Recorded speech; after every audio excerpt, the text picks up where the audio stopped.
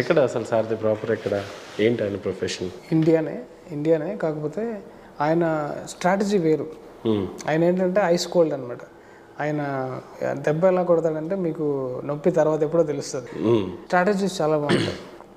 యూకేలో global Hindu federation అని form చేసి అక్కడున్న హిందువులని యునైట్ చేసి ఎంపవర్ చేసి అక్కడి నుంచి వర్క్ స్టార్ట్ చేశారు. ఓకే. సో యాక్చువల్గా టీమ్ మీరు ఒక రకంగా చూస్తే వాళ్ళ ప్రొఫెషనలిజం అంటే వాళ్ళ అర్థమయ్యే లాంగ్వేజ్లో కొట్టాలి.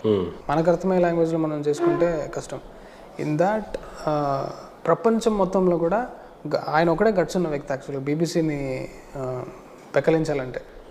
Is the only man who's taken on BBC. And ఆయనతో పనిచేయడం చాలా అదృష్టం, సపోర్ట్ చేయడం నాకు దొరికిన అదృష్టము. ఇప్పుడు హిస్టరీ క్రియేట్ అవుతుంది యాక్చువల్గా. మన హైదరాబాద్ వేవ్ చూడంగానే అసలు కళ్ళు తడిచిపోయాయి.